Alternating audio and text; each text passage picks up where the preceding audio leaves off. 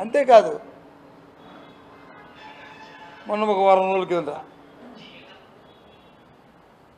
విశాఖపట్నంలో సాక్షాత్తు ముఖ్యమంత్రి గారు ఇలాగే ఒక పత్రికా సమావేశం పెట్టి ఓ పత్రికా సోదరుడు అడిగాడు, ఎవరో మీలాంటి సోదరుడు అడిగాడు, సార్ స్టీల్ ప్లాంట్ మీద మీ వైఖరి ఏంటి? దాన్ని ప్రైవేటైజేషన్ చేస్తానంటున్నారు, దాని మీద మీ తాలూకు సమాధానం అడిగితే అని ఆయన మాటలు. ఒక బాధ్యత గల ముఖ్యమంత్రి అంత ఆసనం కోల్పోవాల్సిన పరిస్థితి ఏంటి? ఎందుకు అడుగుతున్నారు? మీ తాలూకు చర్యల్లోనూ, మీ నడవడికల్లో, మీ మాటల్లో, మీ వ్యవహార శైలిలో అనుమానాలు ఉన్నాయి. గడిచిన శాసనమండలి సమావేశాల్లో ఆ రోజు ఈ స్టీల్ ప్లాంట్ మీద ఒక తీర్మానాన్ని ప్రవేశపెట్టారు అధికారంలో ఉన్న తెలుగుదేశం కూటమి ప్రభుత్వం. ఏమని? 11,400 కోట్ల రూపాయలని కేంద్ర ప్రభుత్వం ఇచ్చింది, దానికి అభినందన తెలుపుతూ తీర్మానం చేయమన్నారు. ఓ ప్రధాన ప్రతిపక్షంగా మా అభిప్రాయం చెప్పాం. మాకు ఇచ్చిన దానికి అభినందన సరే చెప్తాం, కానీ ప్రైవేటిజం చేయమని తీర్మానాన్ని కూడా చేయాలని చెప్పి మేము పట్టుబట్టాం. దానికి అంగీకరించదే. ఎందుకు అంగీకరించదు? అంతకుముందున్న గత 5 సంవత్సరాల మా ప్రభుత్వం జగన్మోహన్ నాయకత్వంలో మరి శాసనసభలో తీర్మానం చేశాం కదా, ప్రైవేటిజంకి ఎగ్నిస్ట్గా వ్యతిరేకంగా చేయడానికి వీల్లేదు అని చెప్పి. సాక్షాత్తు ప్రధానమంత్రి విశాఖపట్నం వస్తే వేదిక మీదే ఆనాటి ముఖ్యమంత్రి జగన్మోహన్ రెడ్డి గారు ఆ విషయం చెప్పారు కదా. ఇది ప్రజల తాలూకు సెంటిమెంటు, విశాఖ హక్కు, ఆంధ్ర హక్కు, ఇది ప్రైవేట్ పరంగా చేయడానికి మేము మా ప్రభుత్వం, మా పార్టీ ఒప్పుకోదు, దయచేసి దాన్ని విరమించుకోండి చెప్పారు కదా. ఎందుకు మీ నోటి నుండి ఆ మాట చెప్పలేకపోతున్నారు? ఎందుకు డొంక తిరుగుడు సమాధానం చెప్తున్నారు? మేము 11,000 కోట్లు ఇచ్చాం కదా, ఆ డెట్ రిలీఫ్ చేయడానికి పనికొస్తుంది కదా. దేనికి చేశారు డెట్ రిలీఫ్? మా ప్రజల తాలూకు అనుమానాలు, కార్మికులకు ఉన్న అనుమానాలు, మీరు చేస్తున్న వ్యవహార శైలిలో ఆ అప్పులు తీసి దీన్ని వచ్చి ప్రైవేట్ పరం చేయడానికి ఆలోచన చేస్తానండి. ఓ 4 నెలల కింద మా పార్లమెంట్ సభ్యులు అడిగితే ఏదైతే పూర్తి స్థాయిలో ప్రైవేటిజం చేద్దామని డిస్ట్రిబ్యూషన్లో పెట్టామో దాని నుంచి వెనక్కి వెళ్ళడానికి మేము చేయలేదని మీ తాలూకు కేంద్ర మంత్రి గారే సమాధానం ఇచ్చారు. దాన్ని ఆసరాగా ఆ సోదరుడు ఆ పత్రికతో అడిగి ఉండొచ్చు. ఆ పత్రికతో అడిగితే బెదిరిస్తారా? జరిపిస్తారా? ఏంటిది? ఇది ప్రజాస్వామ్యం అనుకుంటున్నారా? ఇది అంబేద్కర్ రాసిన రాజ్యాంగంలో ఉన్న ప్రజాప్రభుత్వాలు అనుకుంటున్నారా? లేకపోతే ఇదేం తాలిబాన్లో లేకపోతే పాకిస్తాన్ ప్రభుత్వం అనుకుంటున్నారా ఇక్కడ ఆంధ్ర రాష్ట్రం ఉన్నది? కాదు కదా.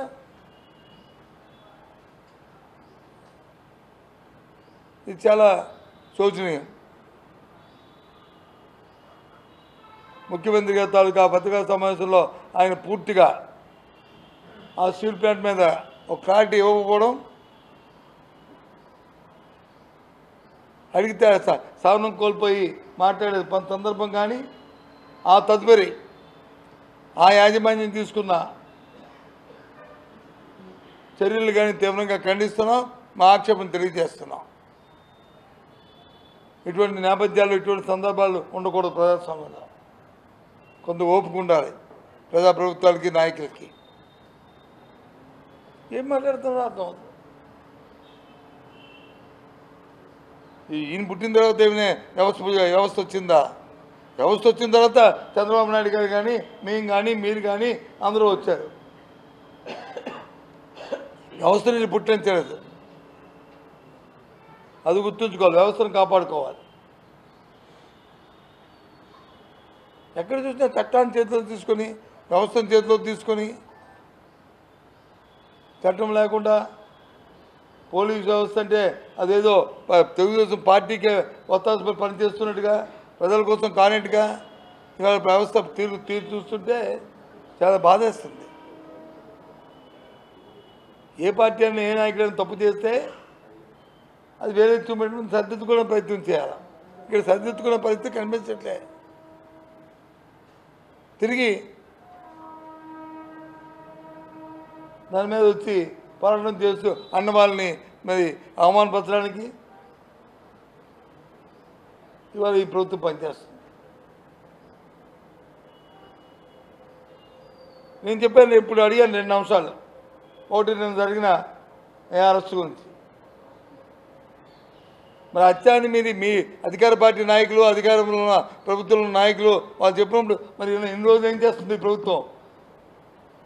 మరి ఎందుకు దాని మీద వాళ్ళ మీద చర్యలు తీసుకోవట్లేదు? ఎందుకు చెప్పలేకపోతా అంటే చేతకాని ప్రభుత్వం ఈ ప్రభుత్వం.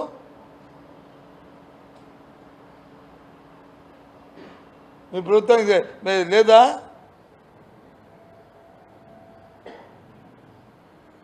చేయండి, నిష్పక్షమైన దర్యాప్తు చేయండి.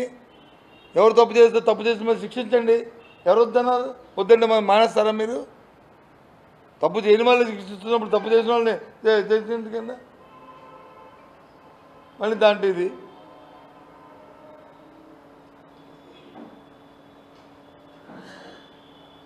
అందుకోసం ఇవాళ మీ ద్వారా ఈ 2 విషయాల్ని ప్రజలకు తెలియపరచాలని, ఈ ప్రభుత్వం చేస్తున్న ఇలాంటి దుర్మార్గమైన ఆలోచనలతో చేస్తున్న కార్యక్రమానికి నేను ఖండించాలనే ఉద్దేశంతోనే ఈ రోజుని ఈ పత్రికా సమావేశం పెట్టాం. మనం చూస్తాం, మేము వచ్చి ప్రభుత్వం తీసుకున్న విధానాల్లో ఏదైతే ప్రైవేట్ కళాశాలను వచ్చి ప్రభుత్వ కళాశాలను, వైద్య కళాశాలని ప్రైవేట్ పరం చేద్దామని ఆలోచన చేశారో, ప్రభుత్వ విధానాన్ని కొత్త విధానాన్ని సృష్టించారో, తద్వారా లబ్ధి పొందాలని ప్రయత్నం చేస్తున్నారో,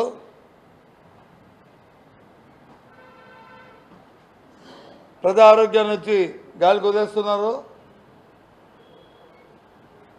దాని మీద అన్ని నియోజకవర్గాల్లో మొన్న ఒక కార్యక్రమం చేపడితే ఎంతవరకు దాన్ని ప్రజా ఆమోదం ఉందనేది మరి మీ ద్వారా ఆ ప్రభుత్వ నాయకులు చూసుకుంటారు.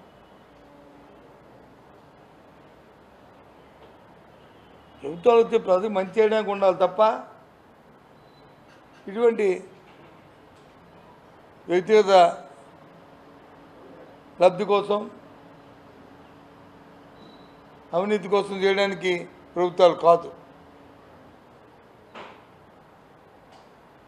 దయచేసి ఆలోచించమని కోరుతున్నాం.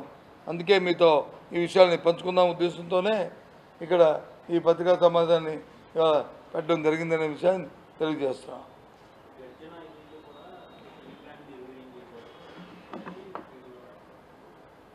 గత 5 సంవత్సరాల్లో కూడా స్టీల్ ప్లాంట్ నిర్వహించేసాం.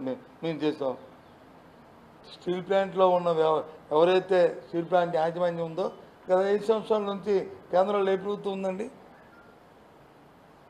ఎన్డీఏ ప్రభుత్వమే కదా. గత 15 సంవత్సరాలుగా ఈ దేశంలో ఎన్డీఏ ప్రభుత్వంగా పరిపాలిస్తుంది. స్టీల్ ప్లాంట్ తాలూకా యాజమాన్యం, స్టీల్ ప్లాంట్ తాలూకా ఇది ఎవరి కంట్రోల్లో ఉన్నారండి? రాష్ట్ర ప్రభుత్వ కంట్రోల్లో ఉందా? ముఖ్యమంత్రి చేస్తాడు. ముఖ్యమంత్రి ఫెసిలిటేట్ చేస్తాడు. దానికి కావాల్సిన నీరు కానీ, దానికి కావాల్సిన కరెంటుని కానీ, ఏదైనా లాండ్ ఆర్డర్ ఇష్యూస్ వస్తే లాండ్ ఆర్డర్ ఇష్యూలు కానీ వాటిని ముఖ్యమంత్రి చేస్తాడు. రాష్ట్ర ప్రభుత్వాలు చేస్తాయి. ఓవరాల్ చేస్తారు. ఏం చేస్తారు? అది ఎందుకు వస్తుంది? మూలం కనుక్కోవాలి కదా మనం. మూలం ఎందుకు వస్తుందో కనుక్కోవాలి కదా. ఎందుకు లాస్ వస్తుందో అనుకో. మరి అదే కదా నవరత్నాల్లో ఓ రత్నం కింద వచ్చింది కదా. అదే లాభాల్లో ఉన్న ప్లాంట్ ఎందుకు తగ్గింది?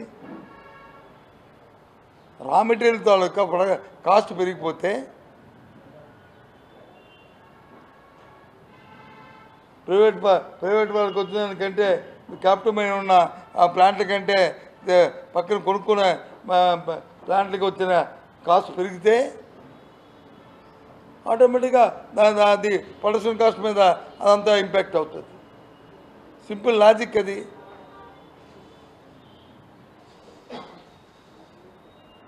ఇంతకుముందు వచ్చి రా మెటీరియల్కి వచ్చి 54% ఉంటే ఇప్పుడు 64% అయింది. నాకున్న కొంతమంది పెద్దలతో అడిగితే వాళ్ళు చెప్పిన లెక్కల ప్రకారం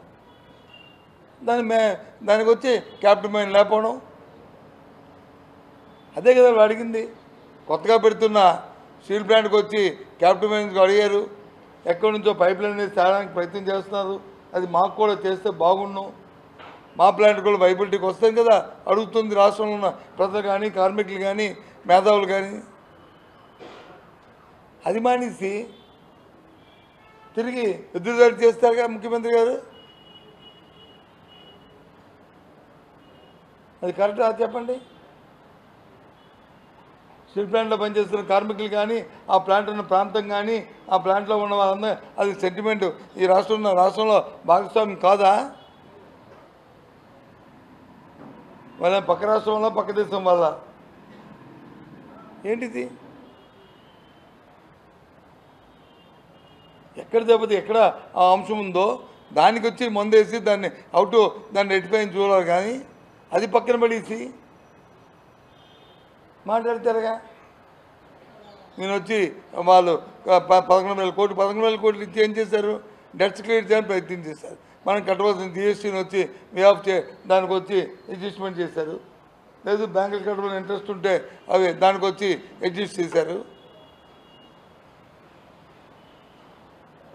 రాష్ట్ర ప్రభుత్వాన్ని వచ్చి రిక్వెస్ట్ చేస్తే మీరు మనకు కట్టవలసిన విద్యుత్ ఛార్జీని వచ్చి మనం వచ్చి ఈక్విటీ కింద మనం మార్చుకున్నాం. ఇది చేస్తుంది. మన డిమాండ్ ఏంటి? శాశ్వతంగా దీనికి కావాల్సిన నివారణ చర్యలు తీసుకోవాలని డిమాండ్. ఏదైతే తీసుకున్న క్యాబినెట్ తీసుకున్న నిర్ణయం ఉందో దాన్ని వెనక్కి తీసుకోవాలని డిమాండ్. దాని గురించి మాట్లాడండి. దాని గురించి మాట్లాడకండి ఇది మాట్లాడతారుగా. అడిగితే ఎదురుదాడి చేస్తారంటారుగా. ఇది కరెక్టా? ఇది